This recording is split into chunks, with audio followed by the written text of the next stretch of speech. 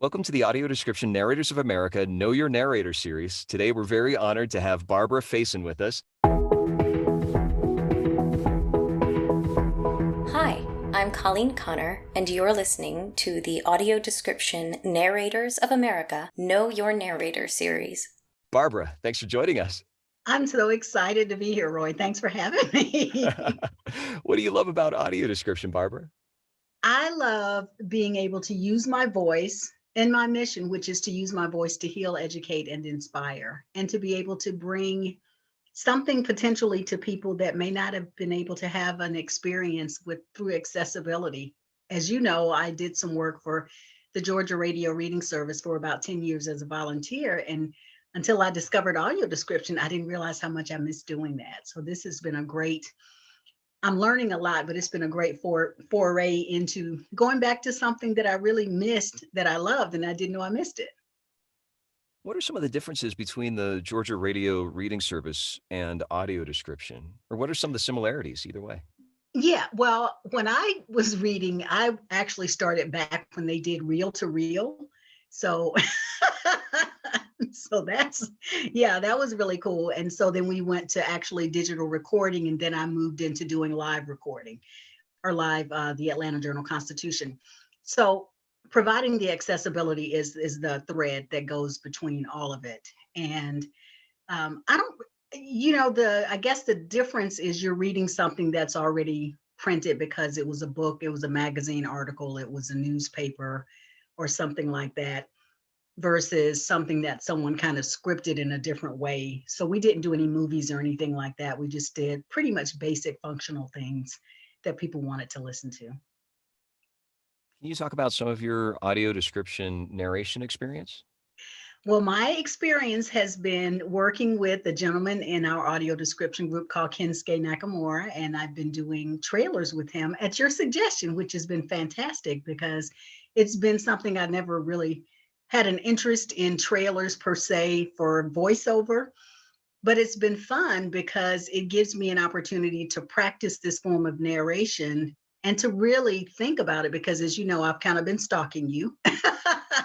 And so it gives me an opportunity to practice different genres because we've been doing trailers. We did the 355, which was like a female version, action adventure. We did the Hillbilly Elegy, which, was a really dramatic with Amy Adams and with Meryl Streep. And then we did Witches, which was, a fun kind of a thing. And then we did Auntie Donna's Auntie Donna's Fun House or something like that, which is totally different for me because it was just total craziness, but fun, So I've enjoyed that. And it's given me a lot of experience in different types of ways to use my voice and to do audio description because it's a whole different kind of style with all of those different types of readings. So those different readings, those different genres of trailers, is there a difference in your delivery? I believe it is. I mean, if I'm reading something like Auntie Donna, it's going to be totally different than if I'm reading, Kensuke did one that was a Halloween something, but, I just recently did Antebellum, which is, like a dark horror. So yeah, that's going to be totally different in terms of how I interpret it and how I read it, because I want to be able to take the person that's listening on the journey, escorting their hand, opening the door, but not overpowering what the actors are doing. Sounds like you're educating and inspiring them, which seems I'm like trying. it's right in line with what you do with your vision. Yep, it is. Thank you. One of the neat things that has happened with that group is that there's a lot of people being proactive. In other words, kind of stepping into some areas of audio description that haven't been tapped before, like you and Kensuke have been kind of leading the way as far as doing trailers and at least letting audiences know about these trailers. This, I know, is kind of outside of the norm in the sense that these companies aren't necessarily hiring you yet, but it's something that's been I like the happening. yet. Exactly, yeah, because it is uncharted, and there have been some companies that have done trailers, but there's been a real resistance with trailers just because there's so many cuts and it's such a short amount of time. How have you and Kensuke overcome those challenges as far as the timing of the trailers or any other challenges of a trailer with audio description? Well, the thing for me is in my mind, I'm always thinking it's a trailer and it's short. So as you know, he does the trailer that's an abbreviated version with the voiceover, and he does an extended version, which he stops and allows the extended description to go into more detail. So I think that's great. And I hope they navigate into doing that, because I think there is so much that can be added even in a short trailer to give someone who is not sighted the ability to know more about what's going on. So that's how he's done it. He's broken it up into two different things. And so his writing, I think, takes that into account. So, certain things may have 5 lines versus something that's going to have 10 lines once you get into the extended description. So that's the way he's done it. And he does the editing. Yay. I just do the voice. And each element makes a difference, whether it's the editing, the voice, the Mhm. writing, each of these things really makes an effect. And I love that the trailers are having that option of having that immersive experience to time. In other words, that, Mhm. let's say, a 2-minute trailer, you get that 2-minute experience. And then those questions that people inevitably have when they're watching a trailer that don't use your eyes, that they're able to bring in those other elements that you can do with the extended. So you're really checking a lot of boxes there. Thank you. I'm enjoying it. I'm really enjoying, because he picks most of them, but every now and then I'll throw one in. But he does a great job of picking and giving a good variety, which I love. Very cool.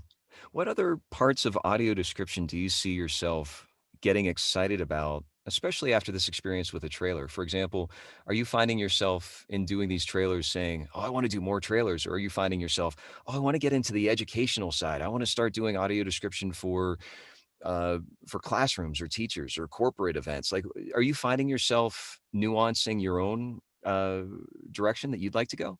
I am. And, stalking you, I listened to one of yours today where you were talking to Terry Grossman.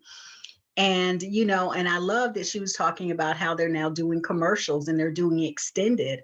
And I think my natural progression would be into doing something that would be more educational, because that's my nature. And I do like to step out of that comfort zone. So I would like to do something that would be not necessarily just educational, but I think education will be a great place for me to land. But I would like to do maybe a series to have. I'm an experience girl. I love different experiences. It's just that's who I am. I like trying, which is why I discovered this. I mean, I just kind of dropped into this and like, this looks really cool. So that's just me by nature. And so I think education and corporate would be natural for me, because I've got a 20 plus year corporate background. And I do think that that would be good to try, once they start, if they're probably already delving into it. And then I would like to do, again, like I said, some type of series or even a movie would be really cool.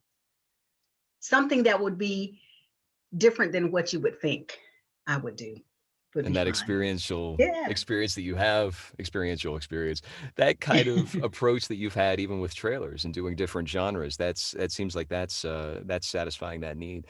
Yeah. When you think about the experience that the audience has, specifically, have you gotten any feedback from audiences about your work as a trailer voice talent? Well, in the group, we do get some feedback, and we've gotten, it ranges from sometimes the extended version is a little jarring. And so it ranges. And I think it's like when we do training with you, some people like the way people read a little bit more involved in the reading. Some people prefer it to be less involved in terms of what you bring as an audio describing voice.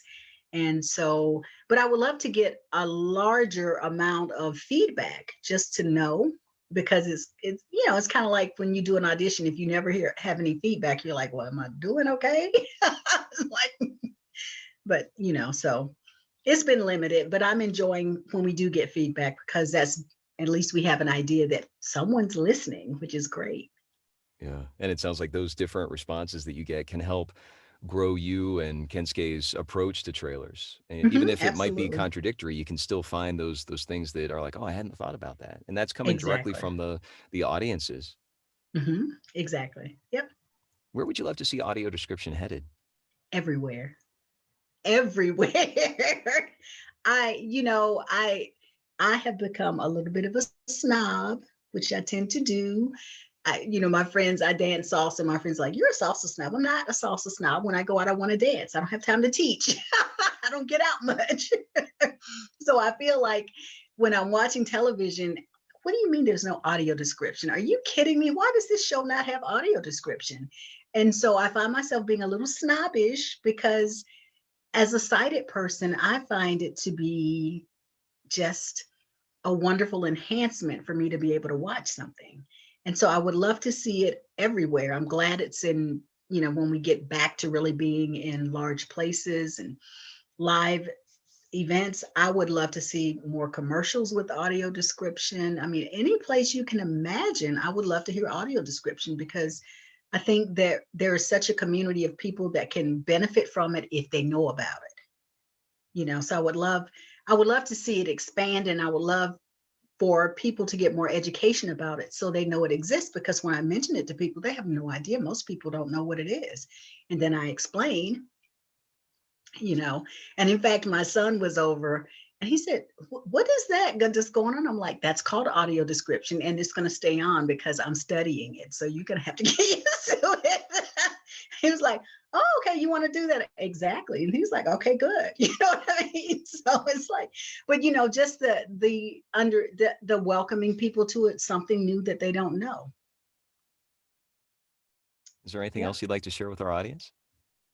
I'm excited. I'm just excited about having this conversation with you and opening up more conversations and learning as much as I can and sharing as much as I can, and just being, as you know, I'm an ambassador for meditation. It's one of my practices. And, I feel myself moving into being an ambassador for this because I think it's just something that is so helpful for people, and more people, I would hope, would learn about it and then learn to understand how beneficial it is, whether you're sighted or not.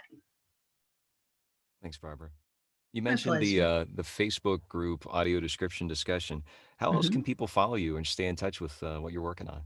My whole life is out there. So if you Google Barbara Faison, that's all of my social platforms. Facebook, my public page is Barbara J. Faison, but I'm on Twitter, I'm on Facebook, I'm on Instagram, LinkedIn, and yeah. So if they do Barbara Faison, they can find out all about what I'm doing and see what I'm involved in. And I would love to have people connect with me out there. Thanks so much for joining us, Barbara. Thank you. My pleasure.